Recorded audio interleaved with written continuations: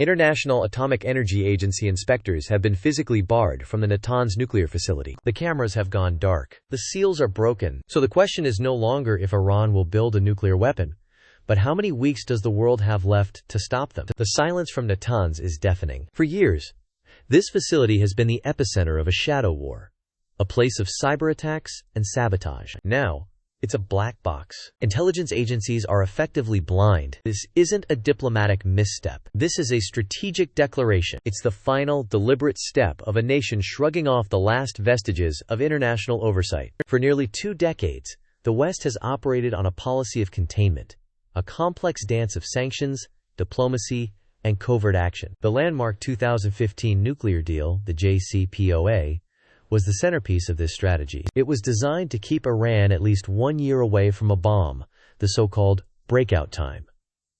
That deal is now a historical footnote. Today, experts estimate Iran's breakout time is not a year. It's not a month. It may be less than 2 weeks. The material is already there. Kilograms of uranium have been enriched to 60% purity. The jump from 60% to 90% weapons grade is not a leap. It is a sprint, a technical formality. The centrifuges, advanced IR6 and IR8 models spinning faster than the speed of sound, are in place. The personnel are trained. The weaponization science, long suspected to be complete, is waiting for a green light. This escalation did not happen in a vacuum. It is the calculated result of a tectonic shift in global power. With Washington's focus fractured between Ukraine and the Pacific, and with Russia and China providing diplomatic and economic topcover, Tehran sees a window of opportunity, a once-in-a-generation chance to cross the nuclear threshold and permanently alter the balance of power in the Middle East. The regime believes it can weather the storm of any international response, shielded by its new, powerful patrons and the chaos engulfing the region. The West is facing a strategic nightmare entirely of its own making, a failure of imagination and will that has festered for 20 years. The Iranian strategy is brutally simple. Use its network of proxies to keep the region in a state of perpetual crisis, distracting and bleeding its adversaries. Every Houthi missile fired at a commercial vessel in the Red Sea, every Hezbollah rocket aimed at northern Israel, every drone strike on a U.S. base in Syria or Iraq, it all serves a dual purpose. It advances Iran's regional goals, but more importantly, it buys precious time for the scientists at Natanz and the heavily fortified Fordo facility. They are creating a firestorm on their periphery to hide the work being done in the core. While the Pentagon shuffles naval assets and Israel calibrates its air defenses, the centrifuges spin. It's a masterful, asymmetric strategy that has left Western policymakers perpetually one step behind, always reacting to the latest outrage, while losing sight of the existential threat taking shape deep inside Iran's mountains. This isn't just about a single bomb. It's about a nuclear-armed state controlling the world's most critical energy choke point, the Strait of Hormuz, through which over 20% of global oil passes daily. A nuclear Iran doesn't just threaten Israel with annihilation,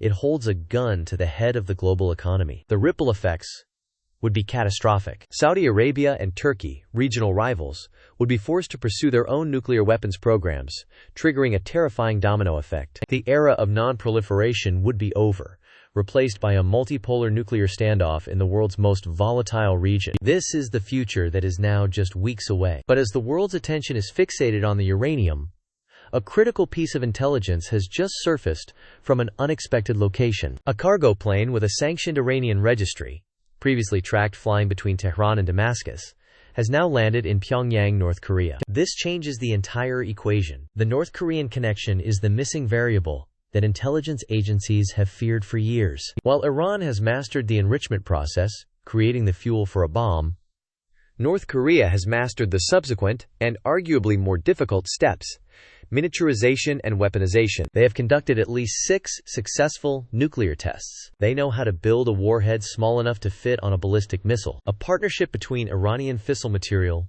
and North Korean weaponization technology is a nightmare scenario. It bypasses the final, most complex hurdles for Tehran, potentially shaving months or even years off their timeline to a deployable, missile-ready nuclear arsenal. The West's options are narrowing with every passing hour. They are all terrible. Option 1.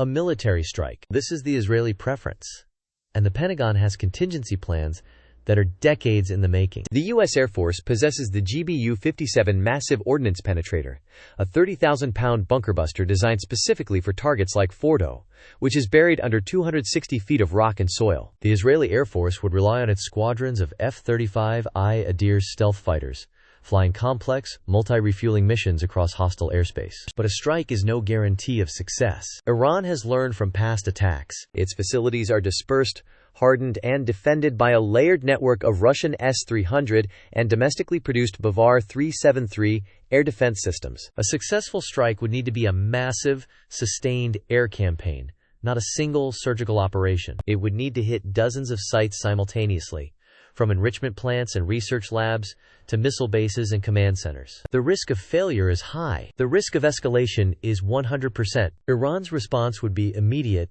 and overwhelming. Thousands of Hezbollah rockets would rain down on Israeli cities, overwhelming the Iron Dome. Iranian proxy militias would launch a wave of attacks on U.S. troops across the Middle East. And crucially, the Revolutionary Guard Corps would attempt to close the Strait of Hormuz using a swarm of fast-attack boats, sea mines, and shore-based anti-ship missiles. The global economy would grind to a halt. Oil prices would not just rise, they would skyrocket to previously unimaginable levels, triggering a worldwide recession within days. A military strike isn't a solution.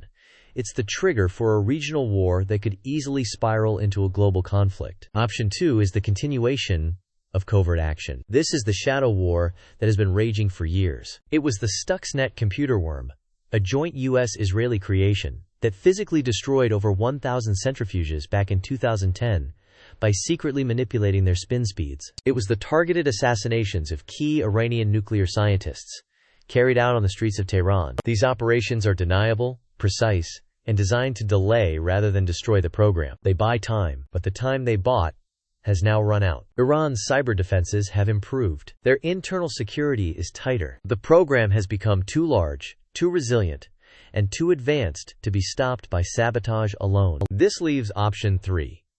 Acquiescence. The world could simply accept a nuclear-armed Iran. Proponents of this view argue that a Cold War-style deterrence model could be established. Iran, they say, is a rational actor and would not risk its own destruction by actually using a nuclear weapon. They would be contained. This is a dangerously naive assumption. The Iranian regime is not the Soviet Union. Its ideology is messianic and eschatological, and its command and control structure is fractured, with ultimate authority resting with clerical elites and the fanatical IRGC, not professional military officers. The risk of miscalculation, or of a weapon falling into the hands of a proxy group like Hezbollah, is terrifyingly high. There is no stable, mutually assured destruction with a state that sponsors global terror. The strategic paralysis in Western capitals is palpable, but a new intelligence report, now circulating at the highest levels of NATO, suggests Iran's primary retaliation to a military strike may not be in the Middle East at all. The plan is codenamed Scattered Ash. Scattered Ash is not about missiles or oil. It is a terror doctrine. For years, Iranian intelligence has been embedding sleeper cells and agents within diaspora communities across Europe and North America. These are not just sympathizers. They are trained operatives. The plan calls for a coordinated wave of mass casualty attacks on civilian targets, shopping malls, transit hubs, sporting events, in major Western cities in the 72 hours following an attack on Iran. The goal is to inflict such a shocking level of civilian pain that it shatters public morale and forces an immediate cessation of military action. It turns the conflict from a remote air war into a terrifying reality on the streets of London, Paris, and New York. This threat fundamentally changes the risk calculation for any leader contemplating a strike. It is one thing to risk a naval confrontation in the Persian Gulf. It is another entirely to risk a series of massacres in one's own capital city. This is the checkmate that Iran has been working towards. A nuclear shield to protect its ambitions, and a terror dagger held at the throat of the West to deter any conventional response. They have created a perfect, interlocking trap where every potential move by their adversaries leads to a catastrophic outcome. The final piece of this puzzle lies not in Tehran, but in Moscow and Beijing. Both Russia and China see Iran as a critical counterweight to American power. They have provided Iran with economic lifelines to survive sanctions, advanced military technology to bolster its defenses, and diplomatic cover at the United Nations. In the event of a conflict, they would not stand idly by. While direct military intervention is unlikely, They would provide Iran with real-time satellite intelligence, advanced cyber warfare support, and a flood of weapons. They would use the crisis to further their own goals, with China potentially seeing the distraction as the perfect opportunity to move on Taiwan. An attack on Iran would not be a localized conflict. It would be the spark that ignites a multi-front, global confrontation between the world's great powers. We are now in the endgame. The strategy of the last 2 decades has failed. The red lines have been crossed, the warnings ignored. The world is now facing a choice between 2 disastrous scenarios. A nuclear-armed Iran, with all the instability and proliferation that entails, or a devastating regional war with global consequences. There is no third option. The time for diplomacy is over. The time for easy answers is gone. The decisions made in the next few days and weeks in Washington, Tel Aviv, and Tehran will determine the course of the 21st century. The clock is ticking, and for the first time in a generation, the world is staring into the nuclear abyss. The shockwave is coming. The only question is whether anyone is prepared for the fallout. The intelligence on this situation is developing by the hour. To stay on the front line of this story and understand what happens next, make sure you subscribe to breaking_the_front and activate all notifications. This is one story you cannot afford to miss.